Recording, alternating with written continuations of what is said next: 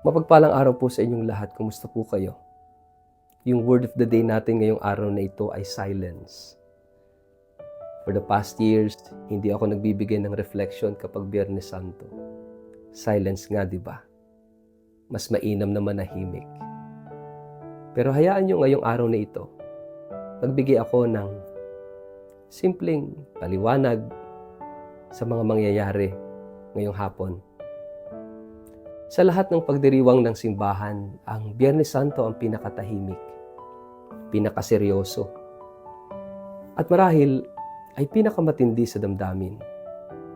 Walang kampana, walang awit ng papuri, walang ang consecration ng Eucharistia.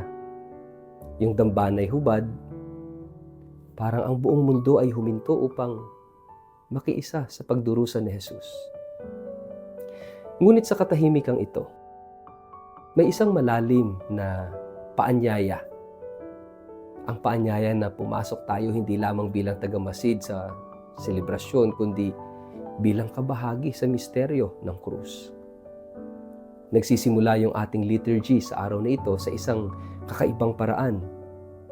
Walang pagbati, walang panimulang awit.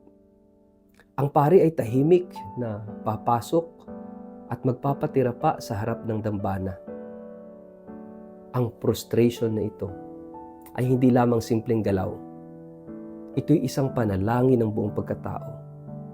Ito ay tanda ng lubos na pagpapakumbaba ng pagluluksa sa kamatayan ni Kristo at ng pagsuko ng sangkatauhan sa harap ng misteryo ng kasalanan at kaligtasan.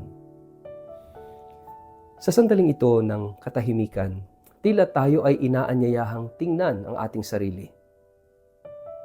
Hindi lamang ang mga Romano ang nagpako kay Jesus sa krus.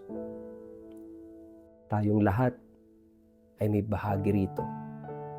Ang ating mga kasalanan ang tunay na pako at sa katahimikan tayo ay inaakay tungo sa pagsisisi.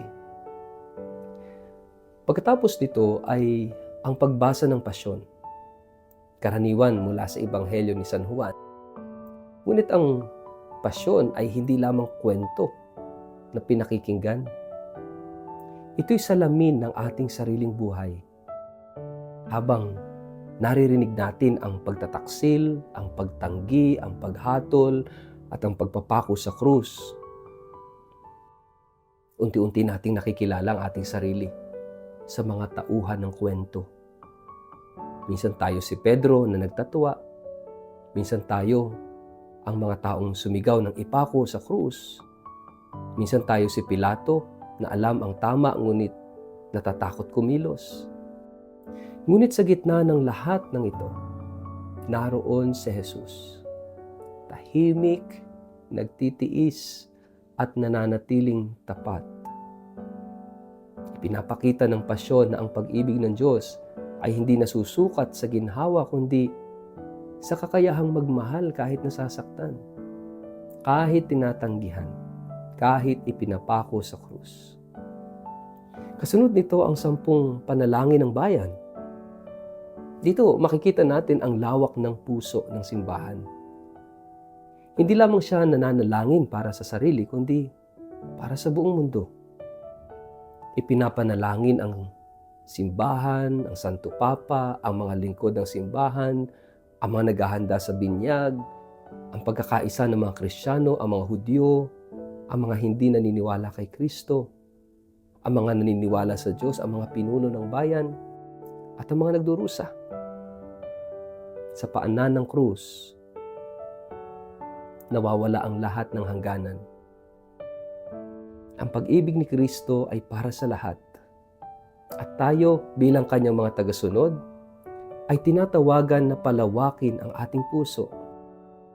Na hindi lamang isipin ang sarili kundi dalhin sa panalangin ang sugat ng mundo.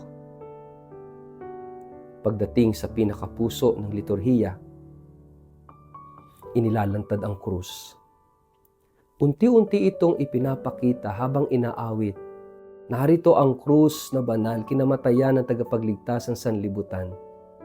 At isa-isa tayong lalapit upang ito ay igalang. Hahalik, hihipo o yuyuko. Sa sandaling ito, ang krus ay hindi lamang isang bagay. Ito'y nagiging personal. Ang krus ay hindi simbolo ng pagkatalo kundi ng pag-ibig. Sa paglapit natin dito, parang sinasabi natin, Panginoon, tinatanggap ko ang iyong pag-ibig. Inialay ko sa iyo ang aking mga sugat. Nagtitiwala ako kahit sa gitna ng aking paghihirap.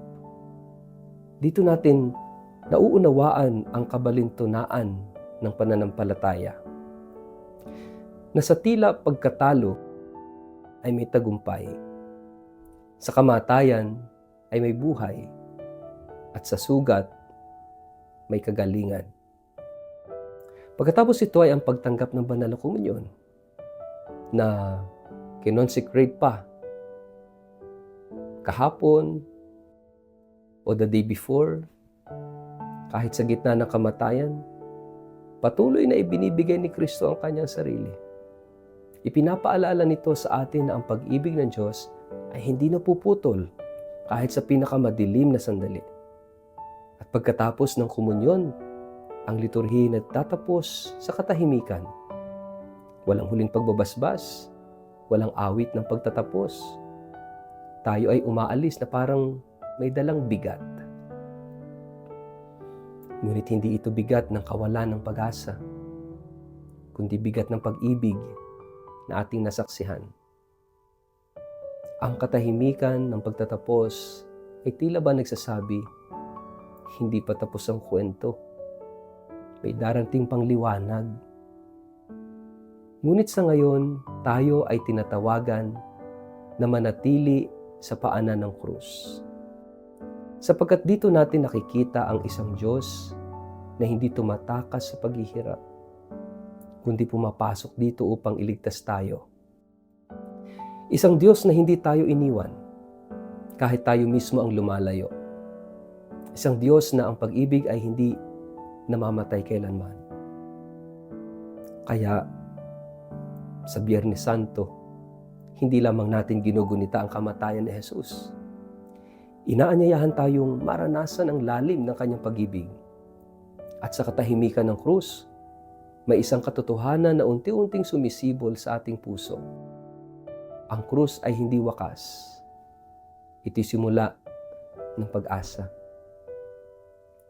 Sabi ni St. Augustine, it is not the weight of the cross that saved the world. It is the weight of love of that one who carried the cross that changed the world. Hindi krus ang sentro, kundi ang pag-ibig ni Jesus na ipinamala sa krus. Ang bigat ng pag-ibig ni Kristo sa atin. Naway magkaroon tayo ng makahulugang pagdiriwang ng Biyernes Santo.